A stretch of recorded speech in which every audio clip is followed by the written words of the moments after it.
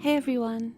Before we open today's file, please make sure to follow us on Instagram at d.s.radio, where you can find all the images that go along with today's case. You can drop us an email at contact.dsradio@gmail.com. You can find all of our socials in the Linktree bio on our Instagram profile, including links to merch. If you're feeling especially generous, you can join our Patreon at patreon.com/dystopian simulation radio, where you can get access to our exclusive Instagram page and make suggestions for upcoming episode topics that you would like us to cover. Speaking of Patreon, thanks to our Patreons, Riff Cult, Cropley Crab, Cash Broadus, Raspberry Jr., Jason R. Nelson, Creepy Paper, Jamie Sook, Michael Laughlin, Lindsay Keller, Mike Wright, Greer Weaver, Kelsey Carruthers, Linz Gibbon, Drake Holvig, Only Child, Michael M, Wesley Akers, Riaz K, Emily Medeiros, Pip, Heather Wynn, Graves, Devon Sweatshirt, The Ordained Sinister Minister, and Philip Hoffman.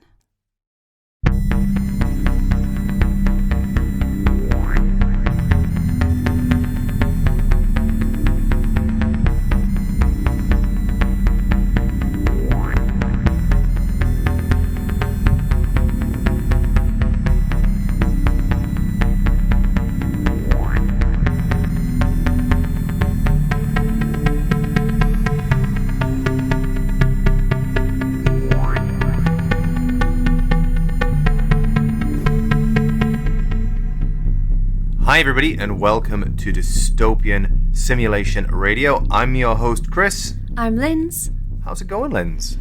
It's been a tough month, I'm not going to lie, but we had some good times. We had a christening recently. We did. Neither of ours. We weren't dunked. we both got dunked as adults for some reason. No, but yeah, we had a christening. Yes, we did. My young son, and as you heard on the podcast, if you listened to our previous episode with a what? Abe Lincoln. Yes, the Abe Lincoln episode. Abe Lincoln, yeah. You know that Lindsay very kindly agreed to be the godmother to my child, and she's been a good one so far. Yes. Don't fuck it up. Oh, I will. I'm kidding. But yeah, went into a church, didn't burst into flames, did the thing. I was surprised as well. Yeah. And there was water on hand. Yeah, true. It was holy water though, so I probably would have melted. Like acid. But no, it's been a month, but we're here and we are ready to record some more dystopian simulation radio. But before we get into anything, yes, Linz, tomorrow is Linz Independence Day. Woo! It is your birthday. Yay! So if you will look to your right, you will see a suspicious package. Yeah, it's kind of in brown paper, which makes it more suspicious. Should I open the package? At your own risk, please feel free. I'm scared. No anthrax.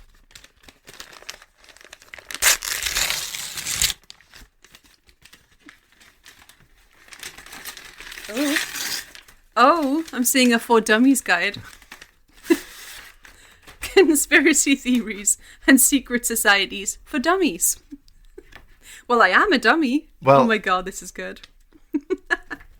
I saw it and I thought, you know what? There is loads of material that we can mine from this. And actually, not that actually arrived last night, but today's episode does feature in that book. So happy reading after this. Please let it be page 74, The Pansy Plot. No. Okay, thank you very much, Chris. You're very welcome. Happy birthday. I am a dummy, and I do like secret societies. Maybe part of one. You don't know, because it's a secret. Well, before we jump into today's episode, don't forget that you can see all of the images that go along to support the quite strange things that you will see today. You will want to see some of these images over at our Instagram at d.s.radio. And you can also follow us on other social media platforms. We're on Facebook, we're on Twitter, although I never update that one, but shut up.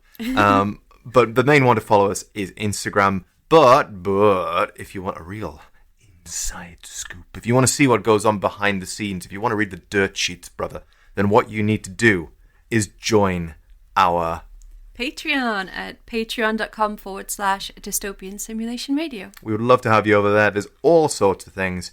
Bonus content for behind the scenes. We're starting to do a bit more and more on there. So if you're not a member already, please join us there. But you can also request episodes for us to do. Oh, yes, you certainly which is can something do. we did recently, and we're going to pick up a couple of cases from those suggestions. So if you want to see us talk about something, join the Patreon, let us know. But let's talk about today's episode. So a very interesting file was left on my desk today by an unknown source. This case involves the aviation industry. Have you been on any flights recently, Linz? Oh, many. You know, if you follow my Instagram, I'm always on a flight. Have you ever had any unusual experience on a plane or in an airport? Yeah, I was flying to Stockholm via Amsterdam, and we all got on a plane, and we all put our bags on, all boarded, all ready to go, and then we didn't go. And then they pretended to look for a passenger who hadn't made it on the flight, which we all know is not a thing.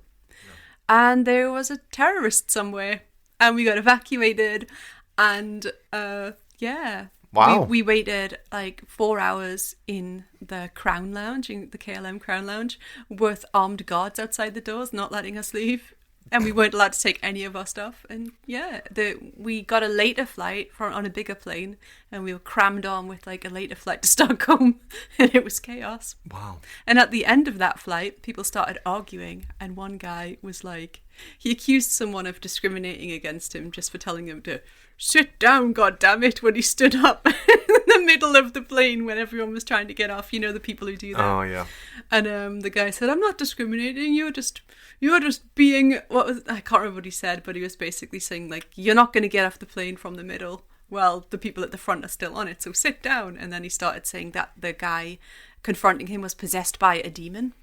So yes, I've had quite a strange flight in the last year or so. Wow. That's a leap.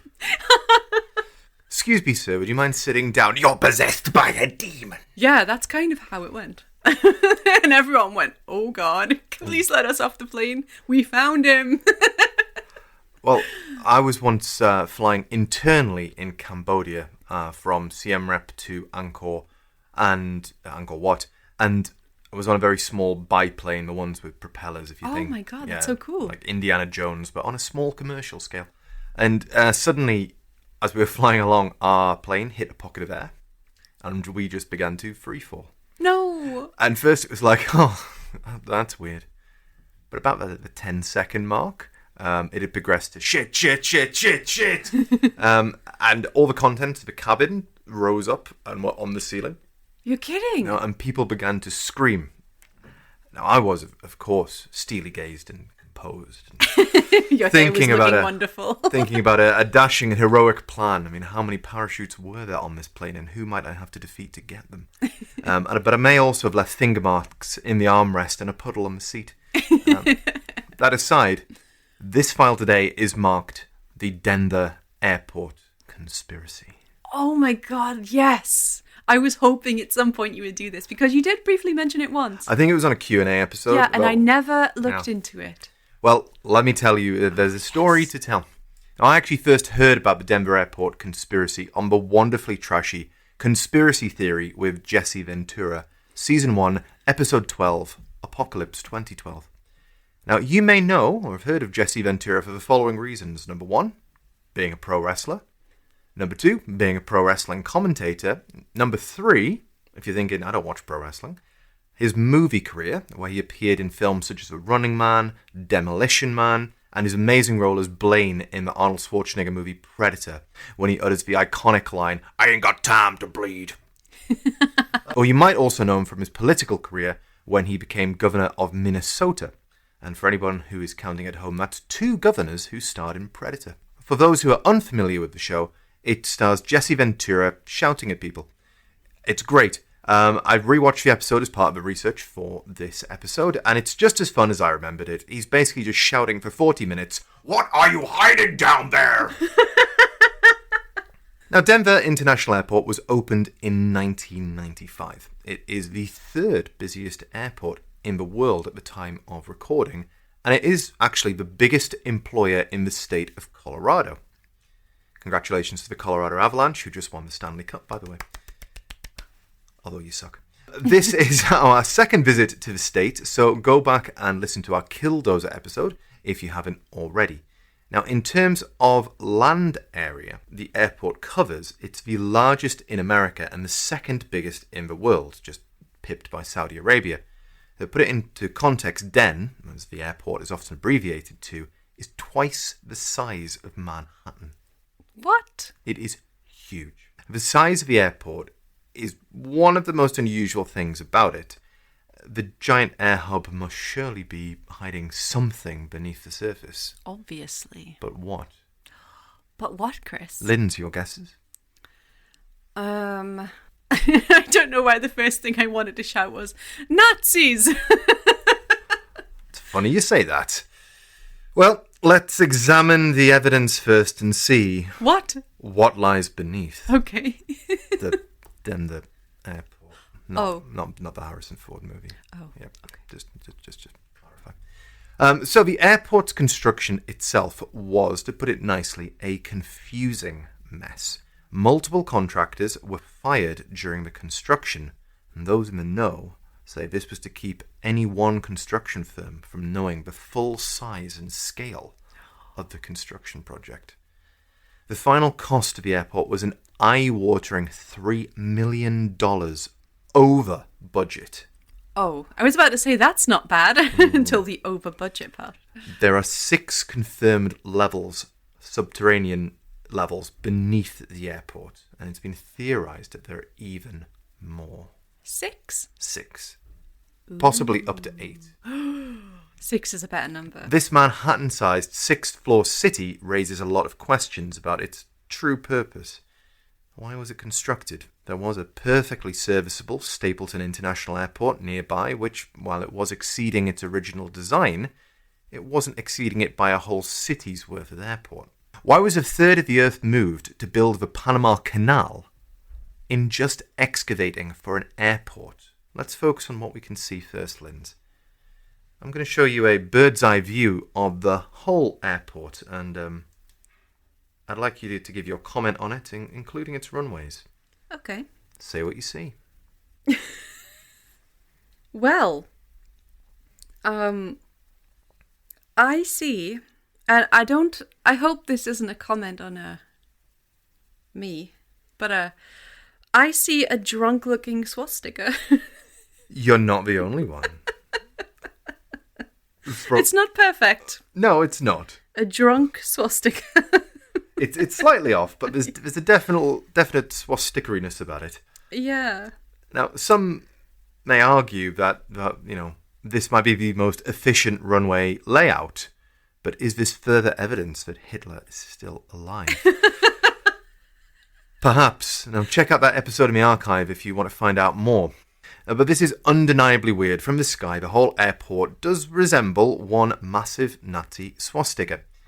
Things only get weird, though, when we get down to ground level. So, Linz, yes. Strap yourself in as we begin our descent. Clunk. Now, the most outwardly bizarre thing about the airport is its art. By law, all public projects in the city of Denver must use 1% of its budget towards art. I think it's actually quite a cool idea. Yeah. I like that, Go Denver. However, the first thing that you're greeted at the airport when you arrive is this lovely statue of a horse. Doesn't sound too bad. Linz, please describe. Oh, Jesus. So, it's kind of like a sci-fi alien horse with a spiky mohawk and a demonic glowing eyes, and it's rearing up on its 2 hind legs. How big is that thing? I don't know the exact height, but it is huge. It's looks massive. Gigantic. Oh my gosh, it's kind of cool. But yeah, I've zoomed in here, and he's got some veins going on. Some testicles there. I believe I can see. His tail looks kind of like melted metallic material. He's very spiky, he's kind of grimacing. He looks a bit angry, very angry. A little bit. Red eye, glowing red laser eye. And this is obviously what you expect to see when you pull up at an airport. That's all I ever want to see now when I pull up to an airport. Like, come on, look at that. Oh gosh, yeah. So this is officially called Blue Mustang by Luis Jimenez. However, it's been lovingly nicknamed Blucifer by the local residents. Yeah, that's a way more apt name, I think. Now, Blucifer actually has one confirmed kill. What? His creator. During the construction of Blucifer, a section of the fiberglass fell while it was being lifted into place, and it landed on Lewis and crushed his leg, severing an artery. The sculpture was nearly complete when Lewis sadly passed away, with just the last few dabs of paint being added to the behemoth. It has been commented that the sculpture appears to be a kind of gatekeeper to the airport, and all those who approach it are met by this steely, red-eyed demon gaze. Now, after being labelled an eyesore upon its unveiling, it is now known as an eyesore, but in a loving way. The airport has absolutely no intention of getting rid of it, and it says that it is exactly what it's supposed to do, spark conversation, which is what art is supposed to do. It certainly does spark conversation, but it has also killed a man. It has. That is, okay, that's wild. Just at this stage, before we go any further, before we go through the doors of the airport, we've got sort of pseudo-Nazi runways, we've got a demonic blue horse. What are your thoughts? Sounds like my kind of, no. Yeah, scary. Yeah, I mean, the it's not just the look of the horse. It like it's jarring. It's killed its creator. I don't like that. Yeah. At first I was like, that's funny, but now I'm like, that's definitely not funny. But yeah, can't see them getting rid of that anytime. So that's very, very jarring. Not sure I want to travel to this airport, to be honest with you. Or do I? If we want to go to Granby and see the Killdozer, it's all part of it. The road trip list. Exactly, we'll have to fly It's now into getting Den. more comprehensive. I like it. So, right, now we've entered the airport, and suddenly the Nazi-friendly layout and the demonic horse with glowing eyes... Nazi-friendly layout, Chris. Well, they've all been left behind. Yeah. And now you're faced with the mundane. Check-in counters, arrival boards, far too many of the American versions of W.H. Smith's, but each one smaller than the last. But look closer and you'll begin to see signs of a deeper conspiracy. Cast your eye upon this dedication stone, laid during construction of the airport in celebration of its opening. Okay, so it says Denver International Airport, dedication capstone. Wellington E. Webb Mayor, Governor Roy R. Romer, and Secretary of Transport Federico Hina. This time capsule beneath this stone contains messages and memorabilia to the people of Colorado in 2094. What? Mm-hmm. The most worshipful Prince Hall Grand Lodge F and AM of Colorado and jurisdiction. The most worshipful Grand Lodge of AF and AM of Colorado. And then it says March 19, 1994. New World Airport Commission contributors. And then we have some names. Yeah, and the other thing that you can see there is just underneath most worshipful blah blah blah, you've got Claude W. Gray Sr., Grandmaster, yeah, and Benjamin H. Bell Jr., Grandmaster. Yes. What did I just read? Well, anything unusual there first? The people of Colorado in 2094. Well, it's a time capsule. So it was buried, to be opened in 2094. So it was buried in 1994, so 100 years later. Oh, a message to the people of Colorado. Okay. For God's sake. They should write to the future people of Colorado in 2094. I was like, oh, excuse me. Okay, 1994. Grandmaster, what is this? Well, we have two mentions of Grandmasters here. Yes. But sadly, no Grandmaster Sexay. I was just about to say that. You're going to make a too cool reference, aren't you? Yeah. Well, to answer that, what the Grandmasters are, what's that symbol in the middle? I don't know. It looks kind of Mason-y. It is indeed. It is the symbol of the Freemasons. Okay. Now, Freemasons are rumoured to be involved in all kinds of conspiratorial activity.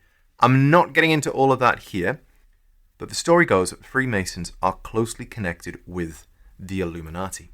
Yeah. Okay, right. This is too much, too soon. What is happening here? Nobody knows. What is happening here? Like, okay, carry on. Do carry on. If I start going into the Illuminati, we will be here all year.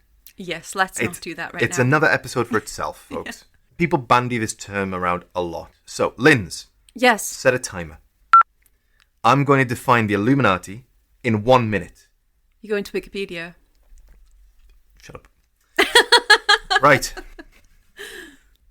The Illuminati were a real group based in Germany, the Bavarian Illuminati. They only officially existed from 1776 to 1785, but were at best 2,500 followers strong. Started by Adam Weishaupt as a way to influence the elite in order to conform society to his Enlightenment ideals. Many Illuminati members were recruited through Freemason lodges, as those were the upper parts of society and often Freemasons themselves. The goals of the Illuminati were numerous, but primarily involved the overthrow of monarchy and were more along the lines of revolutionaries. In 1785, the Duke of Bavaria banned secret societies and the Illuminati disbanded. Or did they? Rumours continued that they had infiltrated into the Freemasons or had been behind the French Revolution. Certainly the Masons had success, and many of the founding fathers of the USA were members. Fear of the Freemasons disappeared around this time, and the Illuminati became the other to fear in their place. In the 1970s, the Illuminati were featured in Robert Shear's and Robert Anton's West Illuminati trilogy books, which aligns with modern termination of the Illuminati. I absorbed none of that information, but that was amazing to watch. Holy shit, Chris. Chris literally set a timer, by the way. Well, I got it in 1 minute and 1 second. Fair enough. Essentially, the Illuminati were a real group that have become this boogeyman that is kind of pervaded into modern consciousness, which really started around the 1970s when they were featured in a trilogy of pop culture books. And now we all think of them as this shadowy group who are pulling the strings behind the scenes in a bid to dominate the world. But it just appears they're dominating a Denver airport. Well, for now. So you have this flagstone above a time capsule, which is quite clearly labelled with the Freemason symbols and with alumni listed on there. Their cultural association of the Illuminati must dictate that there's something going on here. So the legend goes anyway. Now, large projects do often involve the work of Freemasons. Definitely Masons. Ding, ding. People in power are often members of the Masons, and, you know, in essence, there's nothing wrong with that. They are essentially a charity doing good work, on the surface anyway. But it is quite natural that, you know, people in power in this society might be involved with the building of a major airport the size of Manhattan. That's not necessarily a stretch. The thing that really sets people's conspiracy radars off is the symbol in conjunction with the term New World Airport Commission below. Now, this aligns closely with the idea of the New World Order, or NWO. The NWO is supposedly a group of global elites, different from the Illuminati, but closely associated with it, who are plotting to replace the sovereign nation system with a one-world government.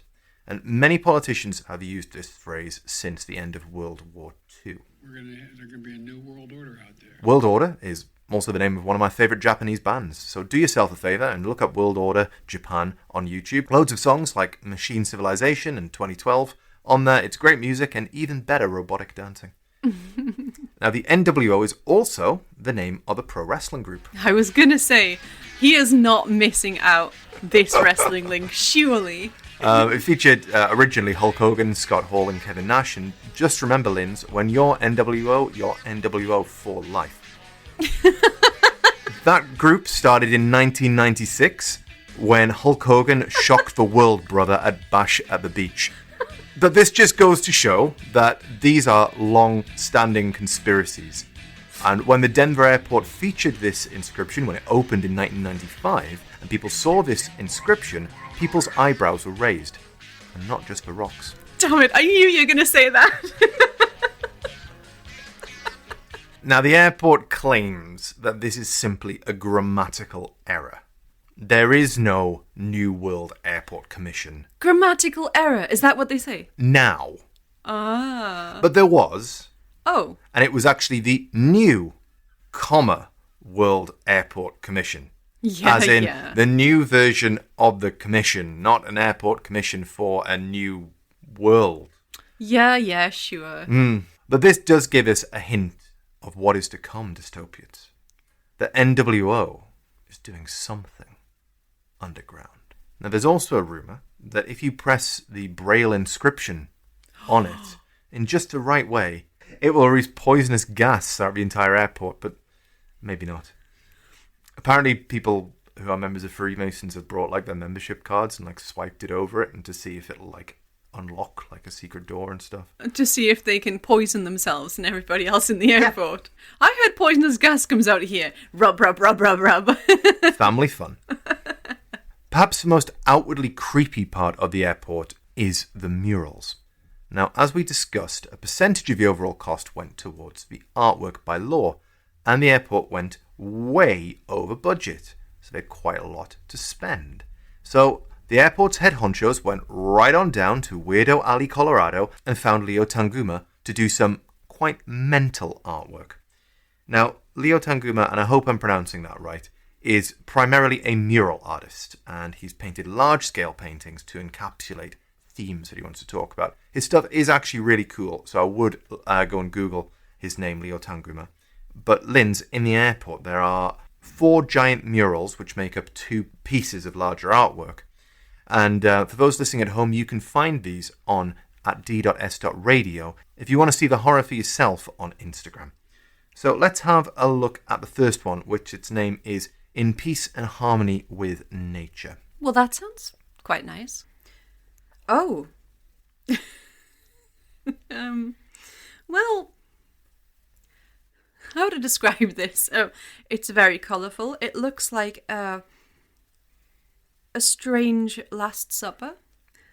Although, like, okay, the Last Supper is just like a flat table. If you can imagine, both sides of the table are filled with all different types of colourful people, and they're all sort of rushing to the centre of the painting. And there's like some sort of strange symbolic plant that's glowing that they're all rushing towards. And then around them is like a desert scene, a rainforest scene. Yeah, but it's generally quite happy.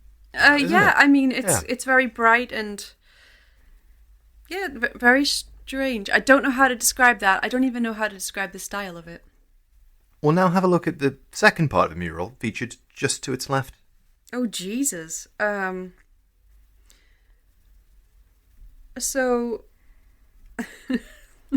I see a fire, smoke, a dead leopard, a sad-looking turtle, a lot of like red blood style colours, a big coffin, a lot of death, a bison head, looks like some whale ribs poking out. It's just a big collage of death and destruction. So that's lovely. Probably not very soothing image to see before you get on a flight. The fire and smoke kind of freaks me out. Yeah, a little bit. I mean, let's have a look at what the airport has to say about it. So this is according to Alex Renteria, who is spokeswoman for DEN. In Peace and Harmony with Nature is split into 2 murals, with the left side showing a scene of destruction, violence and death. The separate right side of the mural is longer and depicts people from many cultures celebrating joyously together with animals. This is a warning, if you will, she said. If we don't take care of each other and our planet, we could end up with a world that doesn't look as beautiful as we want it to look like. Extinction, the turtles with the plastic on it, and sadness. And then on the right side is if we take care of each other and our Earth, we can end up with happiness, she said. That's Taguma's version of what he wanted in the world. Essentially, it's many sad children holding animals while others lie in caskets. Yeah, it apparently symbolises Tanguma's desire to end violence in society, but the conspiracy theorists believe that it's depicting the end of our civilization. And that plays in very nicely to the second, which is titled In Children of the World, Dream of Peace. So, Linz, please describe. So, again, we have people of all nations and sort of American flags wrapped around what looks like swords. We have a dead soldier, apparently, with some white doves on him, and a big rainbow wrapped around it. It's I don't think I'm quite with the artist on really looking at this and understanding sort of what I'm seeing. It's very I get the idea, but it's very chaotic and unnerving to me. War, violence, hate. Yeah, there's a little... Yeah. That's not what I want to see at an airport. We'll have a look at the second part of the mural. Is that a Nazi? It might be. Sort of a Nazi in a gas mask, or what looks like a Nazi soldier to me, with a large sword and then a kind of gun with a bayonet on it, stabbing a dove. I guess that's stabbing peace. People crying, people sleeping on a pile of bricks, not the best selection for a bed. Hugging a teddy bear. Yeah, a lot of... there's a big Nazi with a bayonet. And a rainbow. Which is very strange. Well, again, according to Alex Renteria, spokeswoman for the airport... It's anti-war, anti-hate, and really the overarching message is a symbol of children in the world coming together to a world of peace. I don't really get that from looking at that image. So here we have a Nazi-like soldier wearing a gas mask with a semi-automatic rifle, stabbing a dove of peace with a scabbard, while women hold dead babies. That's the art equivalent of smooth jazz. Now, the second half of the painting features children of all nations, races and creeds standing together above that same fallen soldier. However, this is only if you view it in the way the airport intends you to. Yeah. From right to left.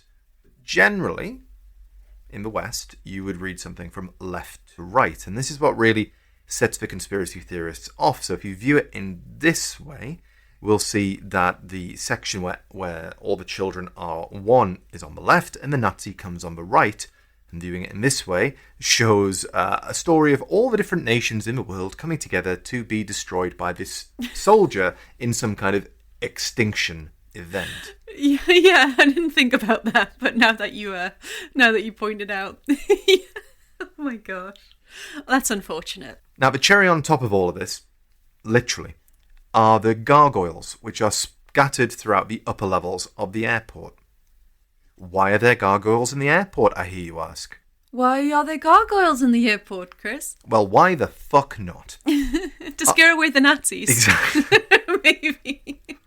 Now, artist Terry Allen was commissioned to install some artwork, and as he was walking through the nearly empty airport during the last stages of construction, he realised that the large cavernous halls reminded him of a cathedral. And that's where he got the idea for the gargoyles, which as a collective are known as an art installation as Notre Dame. Oh, come on! God damn it, Terry. Oh my god. You're a man after my own heart with the dad jokes. Now, these grotesque boys exist throughout the airport, and they're supposedly there to bring good luck to travellers and to ward away evil. Although from the look of them, they're more likely to terrify small children. Now, one thing to know about is that in recent years, Denver Airport has leaned into the conspiracy theories hard.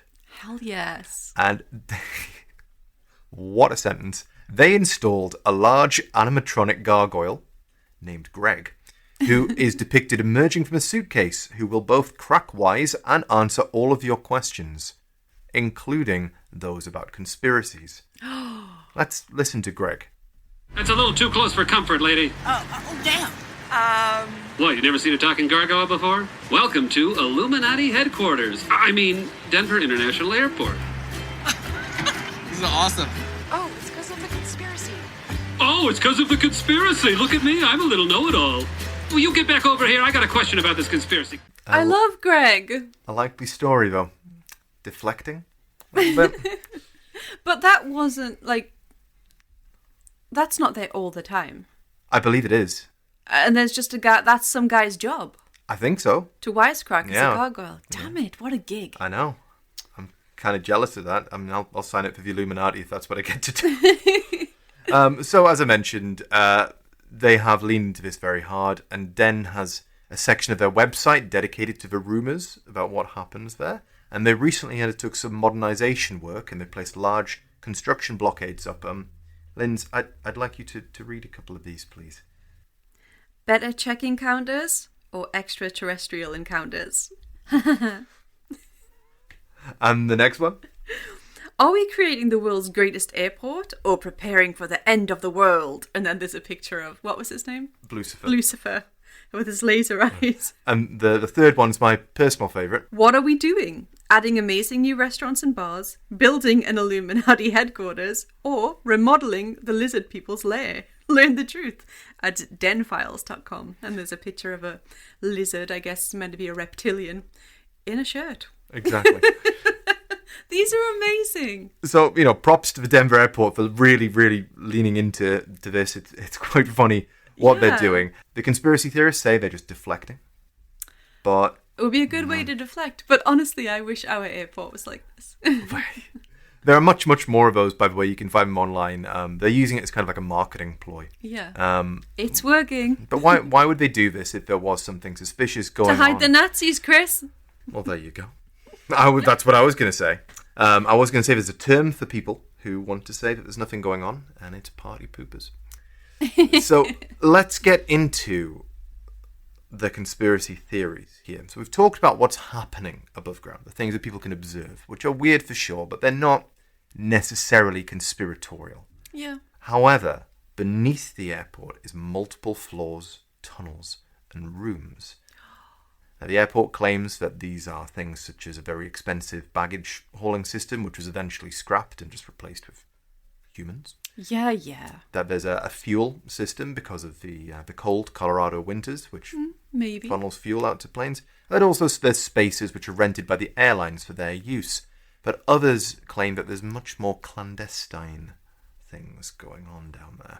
So the first such idea is that the US military has a very long tunnel leading from nearby Cheyenne mountain base, which would allow them to access the underground facilities in the airport during some kind of tutorial from Fallout 4 event, nuclear war and so on. The US military strongly denies this and claims that the amount of effort needed to dig a nearly 95-mile tunnel would be ridiculous. But they would say that though, wouldn't they? Wouldn't they? They also could be using the airport as an underground base to hide UFOs or some kind of underground alien testing facility because they have to be hiding them somewhere. Right. Now, some have suggested... Let me stop you there. Yes? That is definitely the answer. That is definitely the answer.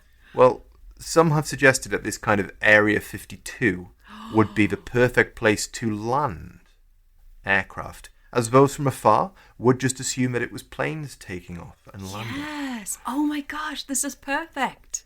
The US government almost certainly does have secret underground facilities somewhere, but they're likely being kept a secret in itself. I don't think that's too conspiratorial to say, because every government has secret facilities for matters of national security. Everyone's got secrets, Chris. Everybody's got secrets.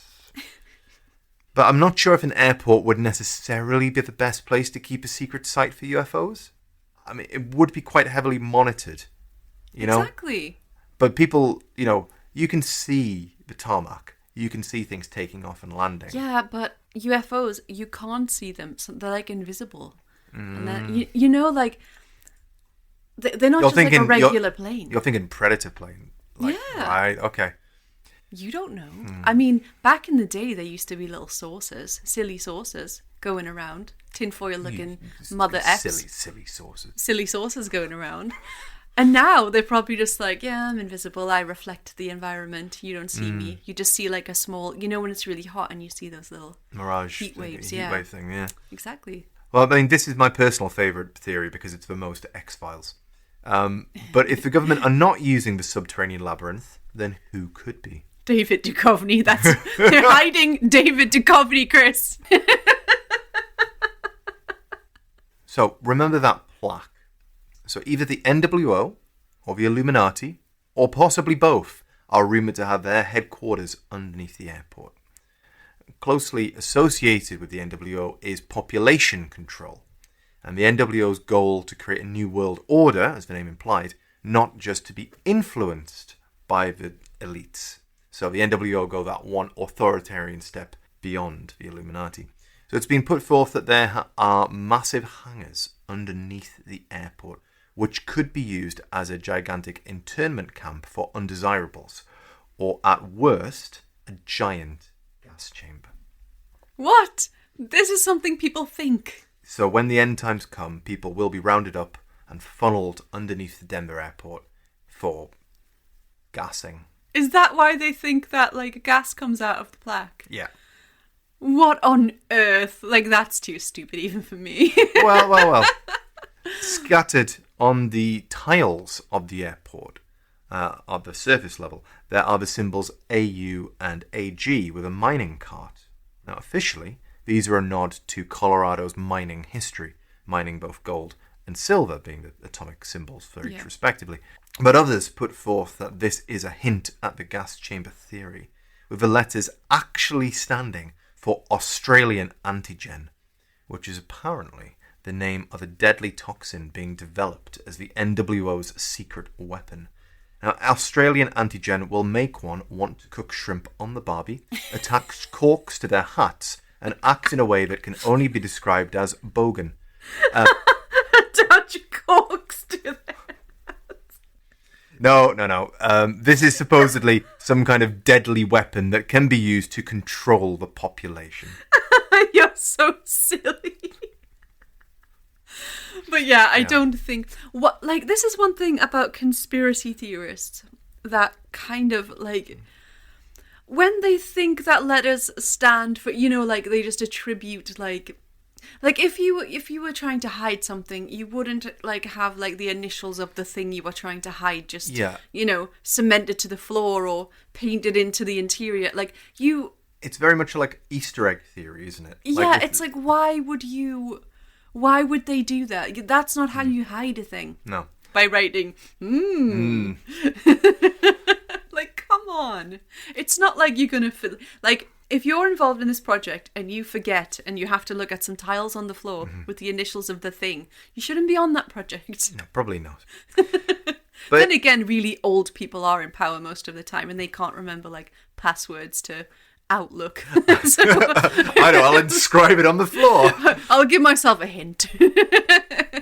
In a slightly less foul theory, it's been suggested that the airport houses a fallout bunker underneath, which the US elite will use to survive during a nuclear attack. Well, that's more, not plausible, but more realistic than, a big Nazi gas chamber for undesirables, as you put it. Well, I do feel that this is a bit unlikely, because unless every elite in the USA lives within a 3-mile radius of a Denver airport, it's not really going to work for you, is it? I guess we'll see the asteroid coming for a while before it finally hits. If it's an asteroid, but if it's a nuclear attack, 3-minute warning, right? I mean, and unless that's they probably wanna... even just a rumor now. It's probably here less than that. Well, they probably have them everywhere. Everywhere. Oh, you're saying so beneath every airport? It's just Denver's got the heat. Well, maybe for Denver, everyone. It's the airport. Maybe for other states, it's something else. But that's Costco. Yeah. Denver's a big state, though. It's not... Yeah, okay, yeah. I never thought about that. A state is 4 times the size of the UK. You know what I mean? Imagine if we got, up here in Newcastle, if they were congratulations, your nearest fallout bunker is Cornwall. Shit. Great. But then again, we could fly there in an hour still. You couldn't do that in the US. True. The other theory is that the NWO might actually be housing their friends down there right now. Friends of a reptilian nature. Ooh. Now, reptilian people need somewhere to live, Linz, and the rumour goes that somebody has created this safe space for the reptilians to use as their base of operations, which is quite sweet of them, to be honest. Does it have a giant heat mat in one of those little rocks with the water in so they can bathe their little reptilian toes? Reports say yes. Crickets. Vending machines with crickets. It's funny you say vending machines. We're going to come on to those. Oh my God. Here we go once more. The NWO are also closely associated with reptilian lizard folk, which is, again, another episode in itself. But essentially, they are a type of alien. Reportedly capable of shape-shifting. The rumour goes that they run the airport in human form by day before returning to their real state at night beneath in the tunnels. I bet they hate that. Like, they're reptilians and they're like, oh, look at us, we're reptilians. And in the day, they're just like checking people in. Yeah. To Bora Bora. Yes, our evil plan is almost complete. Make the humans pay for carry-on baggage as a standard charge. Next quarter's profit will be through the roof. And then, like, the lost luggage that they prefer, if it has, like, high-value items, it just drops down into the under. I just find it funny that they could be running the airport during the day, like getting involved in the minutiae of it. Yeah, that's what I mean. It's right. like, it sounds like a terrible, like it's probably a great job, but, like, it's facing those whiners all day at the desk who didn't bring the right things. What's a lizard name? What's a lizardy name?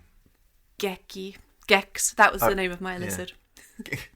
Gex the gecko. Gex the gecko, yeah. Okay, Gex. So I've considered it, and I've decided we will let your reptilian race live here. We will construct a habitat for you, subterranean habitat.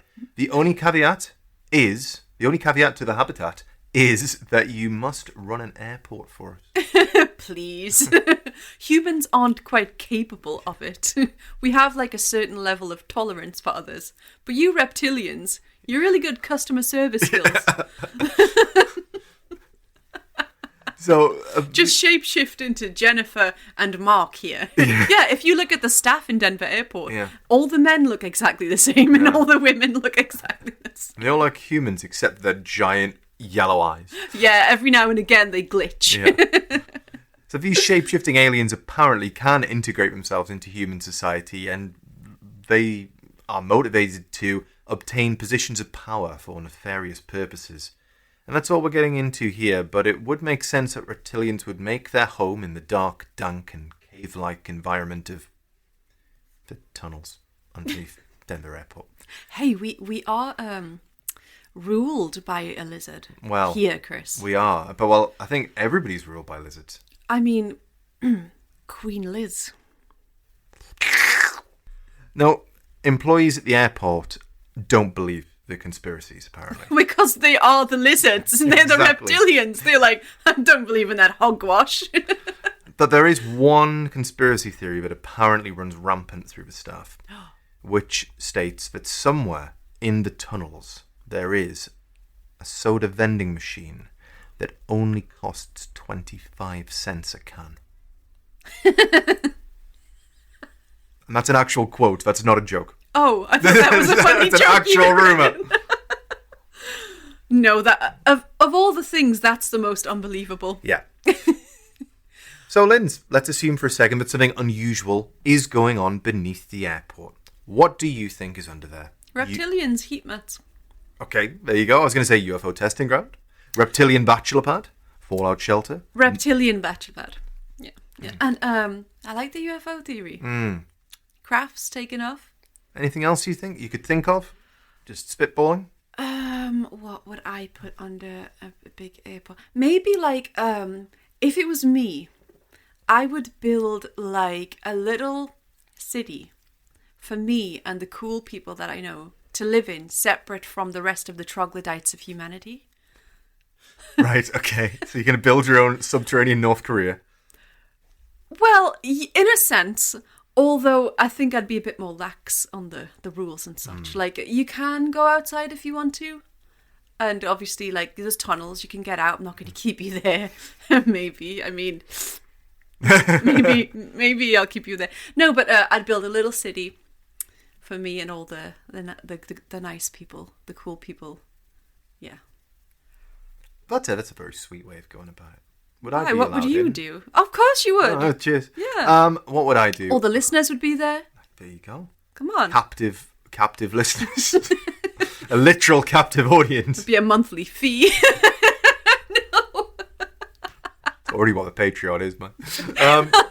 I'd call it Patreon City. Patreon City? No, but yeah, I'd build like a nice little place for people who want to get away from the world and all of its awfulness. Oh, well, let's end on that lovely, lovely note. So, thank you very much for listening to today's story. Personally, I really want to believe in this because it's one of the first conspiracy theories that I really sort of heard about. As I said, it was through that television show, the Jesse Ventura's Conspiracies, which is, I would recommend people watch because it's That just... sounds amazing. Yeah. But the thing about that is it was made in about 2006, 7. And as the name of the episode, which is Apocalypse 2012, says, everything they cover in that episode is about something's going to happen in 2012. And it didn't. Maybe it did. Or maybe it did and we just don't Underground. remember. Us surface dwellers would know nothing of it. Wombles. Us wombles would know. So, thank you very much, everybody. We really hope you enjoyed today's episode. We will see you next time. Don't forget, you can go to our Instagram at d.s.radio to see all of this lovely artwork that we struggled to describe to you today. And you can also join our Patreon At patreon.com/dystopian simulation radio.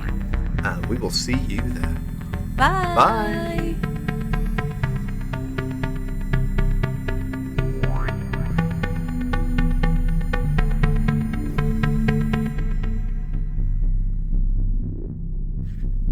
Chemtrails. Turn of a freaking frog's gay.